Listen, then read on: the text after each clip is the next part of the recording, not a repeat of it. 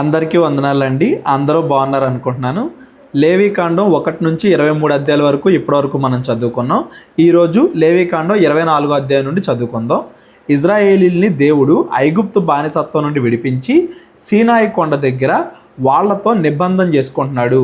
దేవుడు ప్రత్యక్ష గుడారంగా వీళ్ళ మధ్యకు వచ్చి నివసిస్తున్నాడు కాబట్టి ఇజ్రాయేలీలు ఎంత పవిత్రంగా ఉండాలి.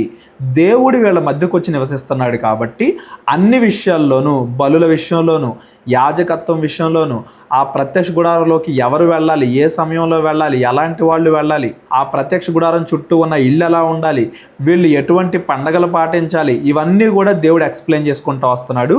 లేవీకాండం 23 అధ్యాయంలో కూడా ఇజ్రాయేలీలు పాటించాల్సిన నియామక కాలాలు అంటే పండగల గురించి మనం మాట్లాడుకుంటూ వస్తున్నాం. అయ్యే విషయాల్ని లేవీకాండం 24 అధ్యాయం నుండి కూడా మనం కంటిన్యూ చేసుకుంటూ వెళ్దాం. మరియు యెహోవా మోషేకు ఇలాగు సెలవిచ్చెను. మరలా మాట్లాడుతున్నాడు మోషేతో, దీపము నిత్యము వెలుగుచుండునట్లు ప్రదీపము కొరకు దంచి తీసిన అచ్చమైన ఒలీవ నూనెను తేవలెనని ఇజ్రాయేలీలకు ఆజ్ఞాపించుము. దీపము అంటే ప్రత్యక్ష గుడారం లోపల దీపవృక్షం ఉంటుంది కదా, ఆ దీపవృక్షం ఎప్పుడు వెలుగుతూనే ఉండాలి. అది వెలగడానికి ఉపయోగించే నూనె చాలా పవిత్రంగా ఉండాలి అని. దీన్ని ఎలా చేయాలో ముందధ్యాయంలో కూడా మనం మాట్లాడుకున్నాం. ఇజ్రాయేల్ అందరికీ కూడా మరలా గుర్తు చేస్తున్నాడు దేవుడు ఇక్కడ. దాన్ని పవిత్రంగా ఉంచాలి ఆ నూనెను కూడా. ప్రత్యక్షపు గుడారములో శాసనముల అడ్డతెరకు వెలుపల అహరోను సాయంకాలం మొదలుకొని ఉదయం వరకు అది వెలుగునట్లుగా యెహోవా సన్నిధిని దాన్ని చక్కపరచవలెను. రోజంతా రాత్రంతా ఆ దీపవృక్షం అనేది వెలుగుతూనే ఉండేలాగా ప్రధాన యాజకుడు దాని యొక్క బాధ్యత తీసుకోవాలి. ఇది మీ తరతరములకు నిత్యమైన కట్టడ. వాళ్ళ మధ్యలో ఆ ప్రత్యక్ష గుడారం ఉన్నంత వరకు కూడా ఆ దీపవృక్షం వెలుగుతూ ఉండేలాగా చూసుకోవాల్సిన బాధ్యత ఇజ్రాయేలీలది, ప్రధాన యాజకుడిది అని దేవుడు చెప్తున్నాడు. అతడు నిర్మలమైన దీపవృక్షం మీద ప్రదీపములను యెహోవా సన్నిధిని నిత్యము చక్కపరచవలెను. ఎప్పటికప్పుడు దాంట్లో నూనె ఉంటుందా లేదా, అవి క్లీన్గా ఉంటున్నాయా లేదా అని దాని బాధ్యత మొత్తం ప్రధాన యాజకుడు ఎప్పటికప్పుడు చూసుకుంటూ ఉండాలి. ఇవాళ కూడా మన విశ్వాసాన్ని ఎప్పటికప్పుడు మనం రగిలించుకుంటూ ఉండాలి. ఆత్మను ఆర్పకూడదు, ఎప్పటికీ ఆత్మను మనలో రగిలిస్తూనే ఉండాలని మాట్లాడుకుంటాం కదా. అలాగా ఆ ప్రత్యక్ష గుడారములో ఉండే ఆ దీపవృక్షాన్ని జాగ్రత్తగా ఎప్పటికప్పుడు వెలిగేలా చూసుకోవడం అనేది ఇజ్రాయేలీల బాధ్యత, ముఖ్యంగా ప్రధాన యాజకుడి బాధ్యత అని దేవుడు చెప్తున్నాడు. నెక్స్ట్, నీవు గోధుమల పిండిని తీసుకొని దానితో 12 భక్ష్యములను వండవలెను.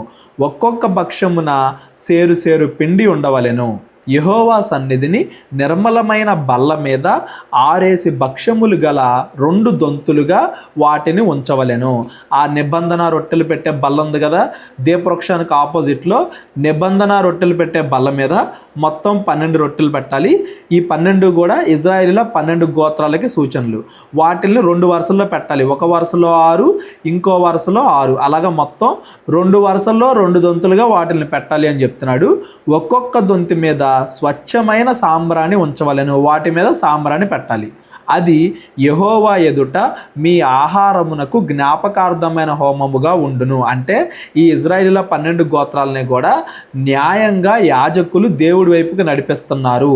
దాన్ని బట్టి దేవుడు యాజకుల్ని పోషిస్తున్నాడు అన్నట్టుగా ఆ ఆహారం యాజకులకి. అది దేనికి గుర్తు అంటే ఇజ్రాయేలీల 12 గోత్రాలకి కూడా గుర్తు అనే దానికోసం దేవుడు ఇది పెట్టాడు.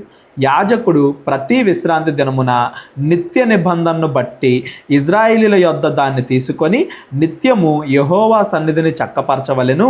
అది అహరోనుకును అతని సంతతి వారికి ఉండవలెను. ఏదైతే ఈ సన్నిధి రొట్టెలు పెట్టే బల్ల ఉంటుందో దాని మీద ఉండే ఆహారాన్ని, దాని మీద ఉండే రొట్టెల్ని కేవలము యాజకులు మాత్రమే, ప్రధాన యాజకుడు అతని సంతతి, కేవలం యాజకులు మాత్రమే ఆ సన్నిధి రొట్టెల్ని తినాలి.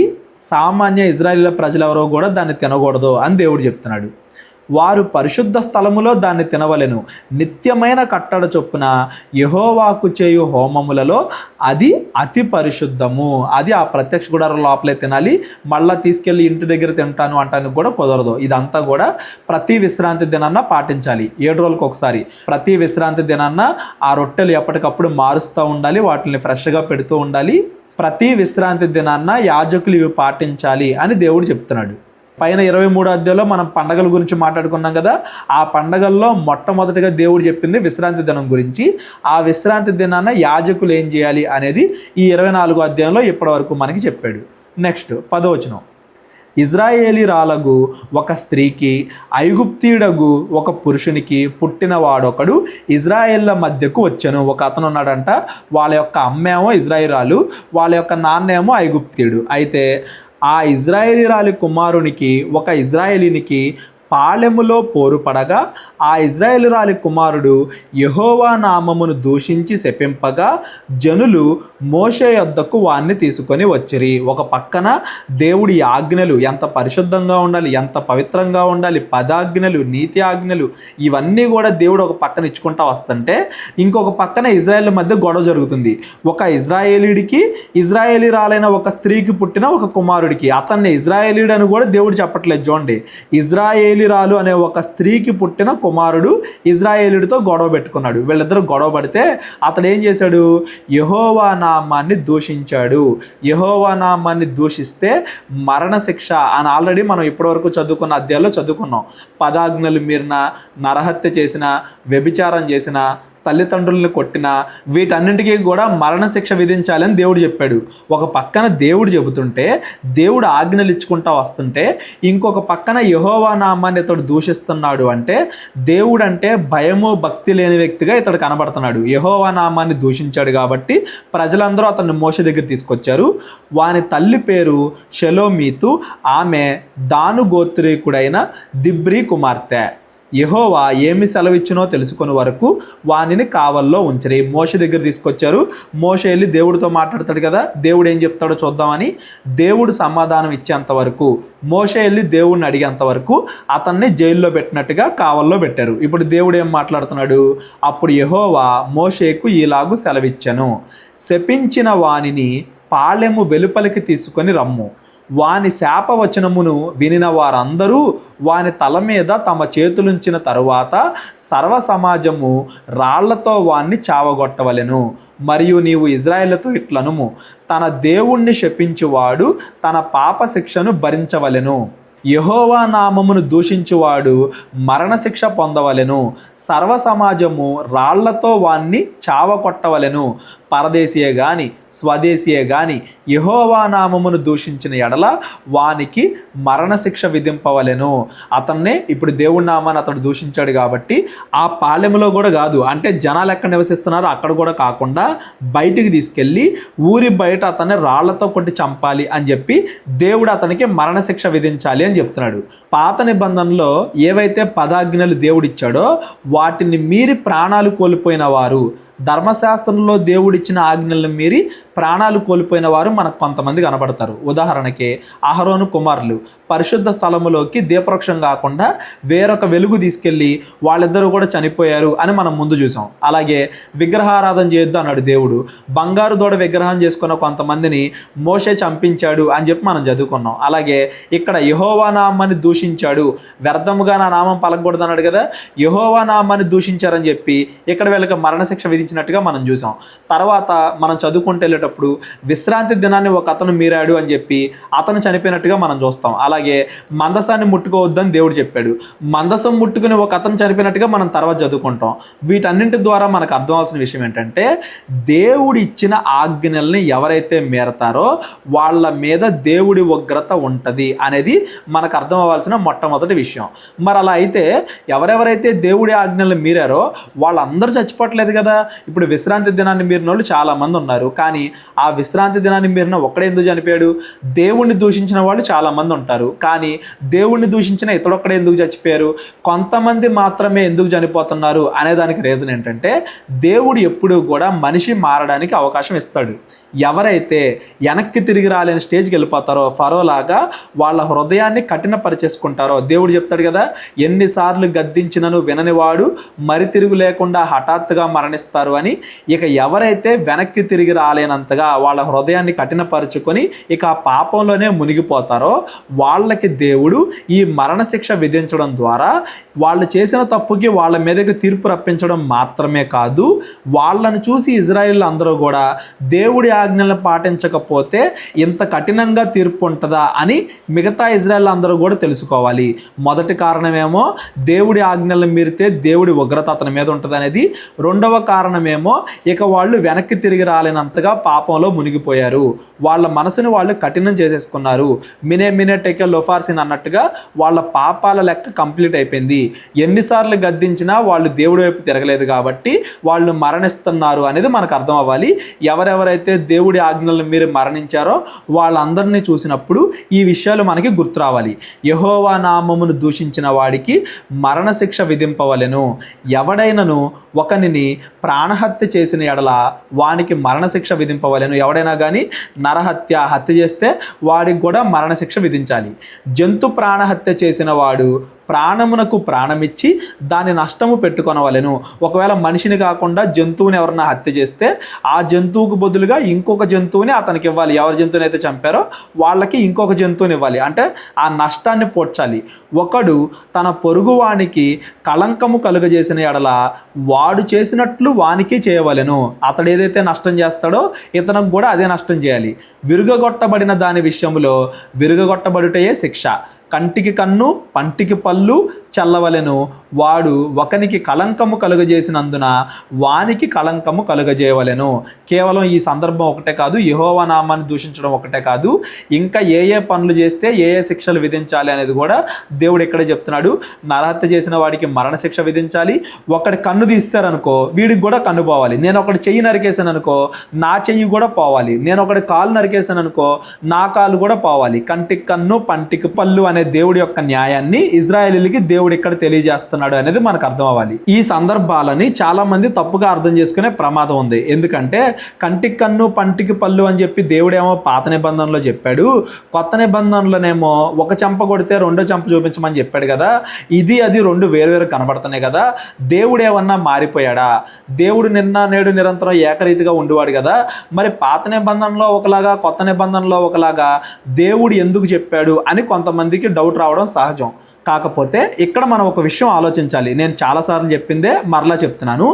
ఇజ్రాయేలీలకి కోర్ట్ అయినా పోలీసు వ్యవస్థ అయినా హాస్పిటల్ అయినా ప్రతిదీ కూడా దేవుడే.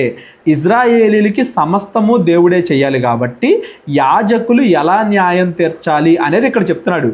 ప్రజలకి ఇవ్వాల ఛాన్సు. ఉదాహరణకి నా చెయ్యి ఎవడన్నా నరికేస్తే నేను వెళ్ళి వాడి చెయ్యి నరికేయాలని కాదు. నా చెయ్యి ఎవడన్నా నరికితే నేను తీసుకెళ్ళి యాజకుడు ముందు పెట్టాలి. యాజకుడు ఇతడికి ఎంత శిక్ష అయితే పడిందో అతడికి కూడా అంతే శిక్ష వేస్తాడు. అతని చెయ్యి కూడా నరికేయాలని ఆజ్ఞాపిస్తాడు. అప్పుడు మాత్రమే వీళ్ళిద్దరి మధ్య సమాధానం ఉంటుంది. ఇప్పుడు ఫర్ ఎగ్జాంపుల్కి నా చెయ్యి ఒక నరికాడు కదా అని చెప్పి నేను అతడికి మరణశిక్ష విధిస్తే అవతలోడు వచ్చి మళ్ళీ నా కుటుంబం మీద దాడి చేస్తాడు, వీడెళ్ళి ఆ కుటుంబం మీద దాడి చేస్తాడు.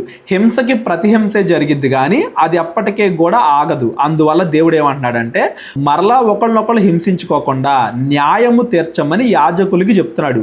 ప్రతి సందర్భాన్ని కూడా యాజకుల దగ్గర తీసుకురావాలి. అంతేగాని కంటికి కన్ను పంటికి పళ్ళు అన్నారు కదా అని చెప్పేసి ఇజ్రాయేలీలే వాళ్ళ మధ్య వాళ్ళు గొడవలు పెట్టుకోమని కాదు. వాళ్ళల్లో వాళ్ళు గొడవలు పెట్టుకుంటే వీళ్ళు ఒకలాగా అంటారు, మళ్ళీ వాళ్ళు ఇంకోటి అంటారు, ఇంకో రెండు మాటలు ఎక్కువ అంటారు. వీళ్ళు ఒక బూతు తిడితే వాళ్ళు రెండు బూతులు తిడతారు, వీళ్ళు ఒక దెబ్బ కొడితే వాళ్ళు ఒక రెండు దెబ్బలు కొడతారు.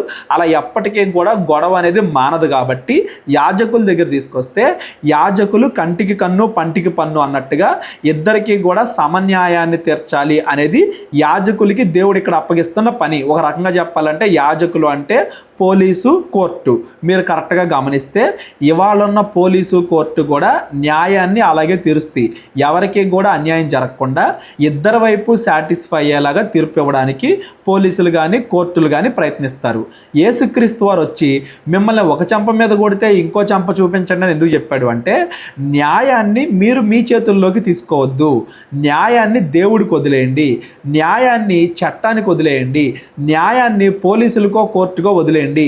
ఒకవేళ పోలీసులు కోర్టులు భూమి మీద సరిగ్గా న్యాయం తీర్చకపోయినా దేవుడు మాత్రం ఖచ్చితంగా న్యాయం తీరుస్తాడు. చనిపోయిన తర్వాత అయినా కానీ వాళ్ళకి శిక్ష ఇస్తాడు. మరి భూమి మీద వెంటనే ఎందుకు శిక్ష ఇవ్వట్లేదండి? తప్పు చేసిన వెంటనే శిక్ష ఇచ్చు కదా అంటే మారడానికి దేవుడు అవకాశం ఇస్తున్నాడు. ఎందుకంటే యేసుక్రీస్తు వారు మన బదులుగా శిలువలో ప్రాణం అర్పించి ప్రభువా వీళ్ళు మారడానికి ఇంకొంత సమయం ఇవ్వు అని చెప్పి తండ్రిని అడిగాడు. కాబట్టి యేసుక్రీస్తు వారి మరణాన్ని చూసి తండ్రి అయిన దేవుడు మనం ఇంకా మారు మనసు పొందడానికి మనకు అవకాశం ఇస్తున్నాడు అని దాని అర్థం. న్యాయాన్ని దేవుడికి వదిలేయాలి. కోర్టుల వైపు పోలీసు వైపు వెళ్ళాలి. వాళ్ళు చేసినా చేయకపోయినా భారాన్ని దేవుడి మీద వెయ్యాలి. ఇజ్రాయేల్ ప్రజలైనా అంతే. ఏదైనా వాళ్ళ మధ్య నష్టం జరిగితే వాళ్ళు ఆ పరిస్థితిని తీసుకెళ్ళి యాజకుల ముందు పెట్టాలి. యాజకులు దేవుడిని అడగాలి. దేవుడు చెప్పినట్టుగా యాజకులు చేయాలి. అంతేగాని ఇజ్రాయేలీలే కంటికి కన్ను పంటికి పన్ను అన్నారు కదా అని చెప్పి ఇజ్రాయేలే తీర్పు తెచ్చకూడదు. తీర్పు దేవుడి దగ్గరికి తీసుకురావాలి, తీర్పు అధికారుల దగ్గరికి తీసుకురావాలి అనేది దాని అర్థం. పాత నిబంధనలో గొడవలు పెరగకుండా దేవుడి న్యాయాన్ని, దేవుడు ఎవరికీ కూడా అన్యాయం చేయడు. చేసిన దానికన్నా ఎక్కువ శిక్ష చేయడు, చేసిన దానికన్నా తక్కువ శిక్ష చేయడు. ఎవరికి ఎంత శిక్ష అవసరమో అంత శిక్ష వేస్తాడు. దేవుడు న్యాయవంతుడు అనే లక్షణాన్ని ఈ యాజకుల ద్వారా చూపిస్తున్నాడు. దేవుడు ప్రేమమయుడు, మీరు కీడుకి ప్రతి కీడు చేయొద్దు అని ప్రజలకు ఆజ్ఞాపించినట్టుగా మనం పైన అధ్యాయాల్లో చూసాం. 19-20 ఆ అధ్యాయాల్లో ప్రజల్ని కీడుకి ప్రతి కీడు చేయొద్దు అన్నాడు. న్యాయం కోసం యాజకుల దగ్గరికి తీసుకురమ్మన్నాడు. సేమ్ అలాగే ఇవాళ కూడా మనం జనాలను ప్రేమించాలి, వీలైతే క్షమించాలి. న్యాయం కోసం పోలీసుల దగ్గరకో కోర్టుల దగ్గరికి వెళ్ళాలి. కానీ పగబెట్టుకోవడం, ప్రతీకారం తీర్చుకోవడం, మనల్ని ఒక దెబ్బ కొట్టారని 2 దెబ్బలు ఎక్స్ట్రా కొడతాం, మనల్ని ఒక బూతు మాట అన్నారని 2 బూతు మాటలు ఎక్స్ట్రా మాట్లాడడం, ఇలాంటివి ప్రజలు చెయ్యాలి అని దేవుడు ఎప్పుడూ కోరుకోలేదు. పాత నిబంధనలో కోరుకోలేదు, కొత్త నిబంధనలో కూడా కోరుకోలేదు. పాత నిబంధన భావాన్ని మనం ఇప్పటివరకు చదువుకుంటూ వచ్చాం కదా, ఆదికాండం నుండి. దేవుడు ఎక్కడా కూడా అలా కోరుకున్నట్టుగా మనకు కనబడదు. యాజకులు ఎలా తీర్పు తీర్చాలి అనేది దేవుడు ఇక్కడ యాజకులకి చెప్తున్నాడు. న్యాయము గురించి ఇక్కడ చెప్తున్నాడు. సేమ్ అలాగే ఈరోజు కూడా మనం ప్రేమించాలి లేదా క్షమించాలి. న్యాయాన్ని దేవుడికి వదిలేయాలి. పోలీసుల దగ్గరికి కోర్టుల దగ్గరికి వెళ్ళొచ్చు. అల్టిమేట్గా న్యాయాన్ని దేవుడికి వదిలేయాలి, తీర్పుని దేవుడికి వదిలేయాలి. భూమి మీద వాళ్ళు మారతారా లేదా అని దేవుడు అవకాశం ఇస్తాడు. ఒకవేళ వాళ్ళు మారకపోతే నరకం ఇచ్చైనా కానీ దేవుడు ఖచ్చితంగా అందరికీ కూడా తీర్పు తీరుస్తాడు అనేది మనం గుర్తుపెట్టుకోవాలి. తీర్పుని దేవుడికి వదిలేయాలి, శిక్షను దేవుడికి వదిలేయాలి, పగ ప్రతీకారాలు దేవుడికి వదిలేయాలి. అవి మనుషులుగా మనమే ప్రజలే తీర్చుకోకూడదు. ఇజ్రాయిల్ అయినా కానీ వాళ్ళ మధ్య ఏదైనా విభేదాలు వస్తే యాజకుల దగ్గరికి వెళ్ళాలి. కానీ వాళ్ళే ఒకరికొకరు కీడుకి ప్రతి కీడు, హింసకు హింస చేసుకోకూడదు అనేది దేవుడు ఈ మాటల్లో చెబుతున్న భావం. ఎవరికైనా కానీ ఇందులో ఏదైనా డౌట్ వచ్చినట్లయితే డిస్క్రిప్షన్లో నా నెంబర్ ఉంటుంది, కాల్ కానీ వాట్సాప్ కానీ చేయండి. ఏదైతే పదాజ్ఞలు ఉన్నాయో, తల్లిదండ్రుల్ని ప్రేమించాలి, వ్యభిచారం చేయకూడదు, నరహత్య చేయకూడదు, దేవుడి నామాన్ని దూషించకూడదు, విశ్రాంతి దినం పాటించాలి, వాటిల్ని మీరితే, దేవుడిచ్చిన ఆజ్ఞల్ని మీరితే కఠినమైన శిక్షలు ఎదుర్కోవాల్సి వస్తుంది అనేది ఈ సందర్భం ద్వారా దేవుడు ఇజ్రాయేల్కి నేర్పిస్తున్నాడు. ఇంకోటి ఏంటంటే, దేవుడు అన్నీ కూడా దేవుడి ఆజ్ఞలు, ఆచారాలు, పండగలు ఇవన్నీ కూడా ఎక్స్ప్లెయిన్ చేసుకుంటూ వస్తుంటే మధ్యలో ఒక పక్కన గొడవ పెట్టుకున్నాడు ఇతడు, ఒక పక్కన అక్కడ దేవుడు ఆజ్ఞలు ఇస్తున్నాడు, ఒక పక్కన ప్రత్యక్ష గుడారంలో అహరోను కుమారులే, ప్రధాన యాజకుడు కుమారులే చచ్చిపోవడం చూశాడు. అయినా కానీ యెహోవా నామాన్ని దూషిస్తున్నాడు అంటే అతడికి దేవుడు అంటే భయము లేదు, భక్తి లేదు. ఇక తన మనసుని కఠినపరుచుకొని ఎన్నిసార్లు గద్దించినా విననివాడిగా పూర్తిగా పాపంలో పడిపోయాడు. కాబట్టి అతడికి మరణశిక్ష విధించడం ద్వారా మిగతా ఇజ్రాయిల్ అందరికి కూడా దేవుడు తన న్యాయాన్ని, దేవుడు తన పవిత్రతని ఎక్స్ప్లెయిన్ చేస్తున్నాడు అనేది మనకు అర్థం అవ్వాలి. కేవలం అతను మాత్రమే కాదు, అతడు దూషించినప్పుడు ఎవరైతే యెహోవా నామాన్ని దూషించడం విన్నారో ఆ శాపవచనములు విన్నవారందరూ కూడా అతని తల మీద చేతులు పెట్టి వాళ్లే రాళ్లతో వాడిని కొట్టి చంపాలి అని దేవుడు ఎందుకు పెట్టాడు అంటే, అది వినడం కూడా, యెహోవా నామాన్ని దూషించడం అనేది వినడం కూడా అపవిత్రమే. అది వీళ్ళు విన్నారు కాబట్టి వీళ్ళందరి గతి ఏమవుద్ది ఒకవేళ యెహోవా నామాన్ని దూషిస్తే అనేదానికి గుర్తుగా అతడి తల మీద వీళ్ళందరూ చేతులుంచి యెహోవా నామాన్ని దూషిస్తే, దేవుడు అంటే భయం భక్తి లేకపోతే ఏం జరుగుద్ది అనేదానికి గుర్తుగా రాళ్లతో వాడిని కొట్టి చంపాలి అనేది దేవుడు ఇక్కడ విధిస్తున్న ఆజ్ఞ. ఇందులో ఎవరికైనా కానీ ఏదైనా డౌట్ ఉన్నట్లయితే డిస్క్రిప్షన్లో నా నెంబర్ ఉంటుంది, కాల్ కానీ వాట్సాప్ కానీ చేయండి. ఒక పక్కన దేవుడు తన పరిశుద్ధతని, తన న్యాయాన్ని ఇవన్నీ కూడా చూపించుకుంటా పేదలను ఎలా ప్రేమించాలి, పరదేశులను ఎలా ప్రేమించాలి, బానిసత్వాన్ని ఎలా పోగొట్టాలి, ఇలా అనేక రకాలైన మంచి ఆజ్ఞలు ఇచ్చుకుంటా వస్తుంటే దాన్ని పాడు చేయాలి అని ఎవరైతే చూస్తారో వాళ్ళ మీద దేవుడి ఉగ్రత ఉంటుంది అనేది కూడా ఈ సందర్భం ద్వారా మనకి అర్థం అవ్వాలి. నెక్స్ట్, జంతువుని చావగొట్టిన వాడు దాని నష్టము ఇచ్చుకొనవలెను, నరహత్య చేసిన వానికి మరణశిక్ష విధింపవలెను, మీరు పక్షపాతము లేక తీర్పు తీర్చవలెను, మీలోనున్న పరదేశికి మీరు చేసినట్టు మీ స్వదేశికి చేయవలెను, నేను మీ దేవుడైన యెహోవానని వారితో చెప్పుము. దేవుడైన యెహోవా ఇజ్రాయేలీలకిను పరదేశులకి భేదం చూపించేవాడు కాదు. న్యాయము విషయములో అందరూ సమానమే, అందరికీ సమానంగా దేవుడు న్యాయం తీరుస్తాడు. ఎవడు చేసిన దానికి వాడు అనుభవించక తప్పదు అనేది దేవుడు ఇక్కడ ఇజ్రాయేలీలతో చెప్పమని మోషేతో చెప్తున్నాడు. కాబట్టి మోషే ఇజ్రాయేలీలతో ఇలాగూ చెప్పాను, శపించిన వానిని పాళెము వెలుపలికి తీసుకొని పోయి రాళ్లతో వాణ్ణి చావగొట్టవలెను, యెహోవా మోషేకు ఆజ్ఞాపించినట్టు ఇజ్రాయేలు చేసిరి. దేవుడు ఏదైతే మోషేకి చెప్పాడో మోషే వెళ్ళి ఇజ్రాయేల్కి చెప్పాడు. సేమ్ ఇజ్రాయేల్ అందరూ కూడా అలాగే చేశారు. ఈ సందర్భం ద్వారా యెహోవా నామాన్ని దూషిస్తే, దేవుడు చెప్పిన ఆజ్ఞలు పాటించకపోతే ఏం జరిగిద్ది అనేది కళ్ళకు కట్టినట్లుగా దేవుడు వాళ్ళందరికీ కూడా చూపించాడు. ఇవాళ నేటి క్రైస్తవ్యంలో కూడా ఎవరైనా యెహోవా నామాన్ని దూషిస్తున్నారు అంటే వాళ్ళకి వెంటనే శిక్ష పడకపోవచ్చు. ఎందుకంటే యేసుక్రీస్తు వారు వాళ్ళు ఇంకా మారాలి అని వాళ్ళకి ఇంకా కొంత సమయం ఇస్తున్నాడు కాబట్టి. అయితే వాళ్ళు ఇంకా అలాగే ఉంటే, చివరి వరకు వాళ్ళు మారకుండా అలాగే ఉంటే ఖచ్చితంగా దేవుడి ఉగ్రత వాళ్ళ మీదకు వస్తుంది, నరకానికి వాళ్ళు వెళ్తారు అనేది కూడా మనం గుర్తుపెట్టుకోవాలి. అలా వాళ్ళు వెళ్లకుండా మన వైపు నుండి వాళ్ళకి సువార్త ప్రకటించి వాళ్ళని రక్షించడానికి మనం ప్రయత్నం చేయాలి. ఇవన్నీ కూడా ఇజ్రాయేల్కి ఇస్తున్న ఆజ్ఞలండి, అన్య దేశాలకు కాదు. ఎవరన్నా పరదేశంలో యెహోవా నామాన్ని దూషిస్తే వాడిని కూడా రాళ్లతో కొట్టి చంపేయండి అని కాదు. ఇజ్రాయేలు దేశంలో ఇజ్రాయేలీలకు ఇస్తున్న ఆజ్ఞలు. ఎందుకంటే పరదేశం ఉన్నాడు, వేరే దేశం కూడా ఉన్నాడు, బబులోనీయుడు అశ్షూరుడు ఎవడో కూడా ఉన్నాడు. వాడికి తెలియదు కదా దేవుడి యొక్క లక్షణాలు తెలియదు కదా, దేవుడి యొక్క పరిశుద్ధత తెలియదు కదా, దేవుడి యొక్క శక్తి తెలియదు కదా. తెలియక ఎవరైతే చేస్తాడో వాడికి మరణశిక్ష విధించడం అనేది కరెక్ట్ కాదు. ఇజ్రాయేలీలకి దేవుడి యొక్క లక్షణాలు, దేవుడి యొక్క శక్తి, దేవుడి యొక్క పవిత్రత, దేవుడి యొక్క న్యాయము ఇవన్నీ తెలుసు కాబట్టి తెలిసినా కానీ వీళ్ళు దూషిస్తే మాత్రం వీళ్ళ దేశంలో మరణశిక్ష విధించాలి అనేది దేవుడు యాజకులకి పెట్టిన ఆజ్ఞ. యాజకులు అనగానే ఆ కాలము నాటి న్యాయ వ్యవస్థ అనేది మీరు గుర్తుపెట్టుకోండి. ఇవాళ మనకి పోలీసులు, కోర్టులు ఇవన్నీ ఉన్నాయి కాబట్టి న్యాయాన్ని మన చేతుల్లో మనం తీసుకోకూడదు. న్యాయాన్ని పోలీసులకి, కోర్టులకి వదిలేయాలి. మనం ప్రేమ, కనికరం చూపించాలి. అల్టిమేట్గా దేవుడు సరైన తీర్పు అందరికీ తీరుస్తాడు. దేవుడు న్యాయవంతుడు. పోలీసులు, కోర్టులు న్యాయాన్ని తీర్చలేకపోయినా దేవుడు తీరుస్తాడు అనేది మనం గుర్తుపెట్టుకోవాలి. దేవుడి మీద ఆధారపడాలి.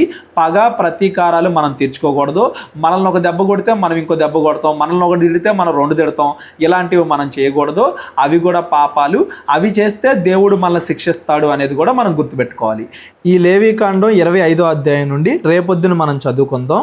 23వ అధ్యాయంలో పండగల గురించి మాట్లాడుకున్నాం కదా. ఒక సంవత్సరంలో ఎన్ని పండగలు ఉండాలి అనేది లేవీకాండం 23వ అధ్యాయంలో మనం చదువుకున్నాం. 7 సంవత్సరాలకు ఒక సంవత్సరం పండగ, 50 సంవత్సరాలకు ఒక సంవత్సరం పండగ, ఇలాంటి విషయాలన్నీ కూడా లేవీకాండం 25, 26 అధ్యాయాల్లో రేపొద్దున మనం మాట్లాడుకుందాం. ఆదికాండం 1వ అధ్యాయం నుండి జనవరి 1 నుండి మనం ఇప్పటికీ 50 రోజులు సక్సెస్ఫుల్గా బైబిల్ రీడింగ్ చేసుకున్నామండి. ఈ 50 రోజులు కూడా దేవుడు మనల్ని కాపాడి మనం బైబిల్ చదువుకోవడానికి మనపై కృప చూపించిన విధానాన్ని బట్టి దేవుడికి కృతజ్ఞతలు. మీ అందరికీ కూడా ధన్యవాదాలు. మా పరిచర్య గురించి ప్రార్థించండి. ప్రేరేపణ కలిగిన వాళ్ళు మా పరిచర్యకు సహకరించండి. మరలా రేపొద్దున ఇంకో వీడియోతో కలుద్దాం. అందరికీ వందనాలు. దేవుడు మిమ్మల్ని అందరినీ కూడా దీవించి ఆశీర్వదించును గాక. అందరికీ వందనాలండి. కేవలం 30 వీడియోస్లో బైబిల్ నేర్చుకోండి అనే ఎంతో విలువైన ఈ కోర్స్ జస్ట్ ₹1 మీకు కావాలి అంటే మీ పేరు, మీ ఊరు ఈ నెంబర్కి వాట్సాప్ చేయండి. ఈ కోర్సులో ఏ విషయాలు ఉంటాయో ముందుగానే తెలుసుకోవడానికి ఈ వీడియో పాస్ చేసి టాపిక్స్ అన్నీ చదువుకోండి. క్రైస్తవులందరూ ఈ బైబిల్ కోర్స్ వినాలి అని మేము కోరుకుంటున్నాం. అందరినీ దేవుడు దీవించును గాక. ఆమెన్.